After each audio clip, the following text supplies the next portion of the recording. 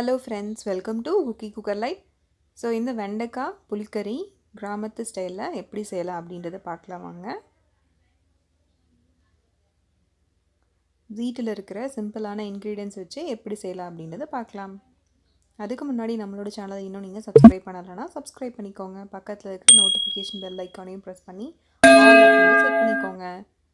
So first கடாய் அடுப்பில் வச்சுக்கலாம். அதில் 1 டேபிள் ஸ்பூன் நல்லெண்ணெய் சேர்த்திக்கலாம்.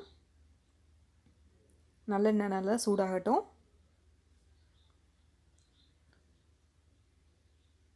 ஸோ இப்போ கடுகு வந்து ஒரு 1/4 ஸ்பூன் போட்டு அது நல்லா பொரியட்டும்.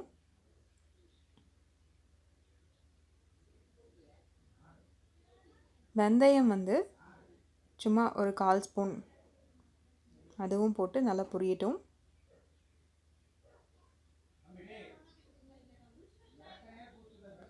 கருவேப்பிலை ஒரு கொத்து அதையும் போட்டுக்கலாம். சின்ன வெங்காயம் நல்லா பொடி பொடியாக கட் பண்ணி வச்சுருக்கேன், அதையும் இது கூட போட்டுக்கலாம். சின்ன வெங்காயத்தோட கலர் வந்து நல்லா சேஞ்ச் ஆகணும். சின்ன வெங்காயமே சேர்த்திக்கோங்க, பெரிய வெங்காயம் வேண்டாம், இதுதான் நல்லா டேஸ்ட்டாக இருக்கும். பூண்டு வந்து ஒரு 4 பல் பூண்டு வந்து கட் பண்ணி வச்சுருக்கேன், அதை இது கூட சேர்த்திக்கலாம். எல்லாம் நல்லா வதங்கினதுக்கப்புறமா வெண்டைக்காய் வந்து நான் இந்த சைஸ்க்கு கட் பண்ணி வச்சுருக்கேன், அதை இது கூட சேர்த்திக்கலாம். 2 வெண்டைக்காய் நான் எடுத்திருக்கேன். ரொம்ப நைஸாக கட் பண்ண வேண்டாம், இந்த அளவுக்கு கட் பண்ணிங்கன்னா அளவாக இருக்கும். இப்போ நல்லா வதக்கி விட்டுக்கலாம். இது ஈஸியாக வதங்கிறதுக்கு சால்ட்டு வந்து ஒரு 1/2 டீஸ்பூன் வந்து சால்ட் ஆட் பண்ணிக்கலாம். இப்போ நல்லா வதங்கிடுச்சு. இந்த அளவுக்கு வதக்கிக்கோங்க.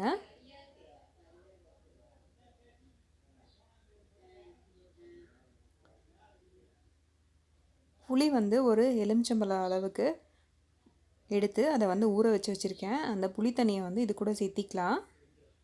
ஒரு 1/2 கிளாஸ்லேருந்து ஒரு டம்ளர் அளவுக்கு தண்ணி வந்து எடுத்துக்கோங்க.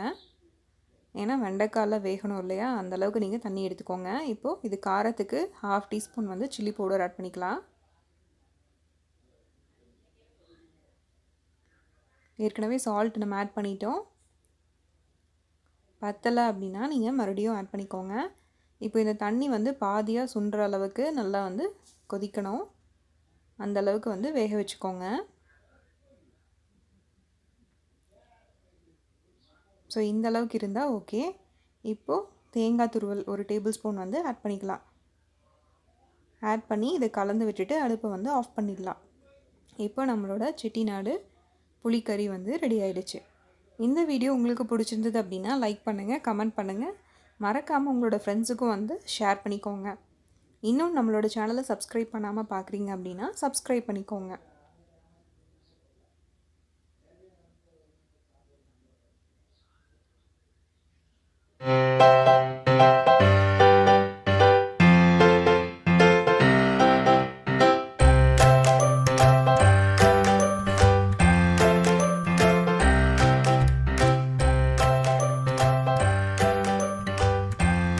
இந்த செட்டிநாடு புளிக்கறி ரெசிபி நீங்களும் வந்து ட்ரை பண்ணி பாருங்கள். ட்ரை பண்ணி பார்த்துட்டு உங்களோட கமெண்ட்டை வந்து கமெண்ட் செக்ஷனில் சொல்லுங்கள். தேங்க்யூ ஃபார் வாட்சிங்.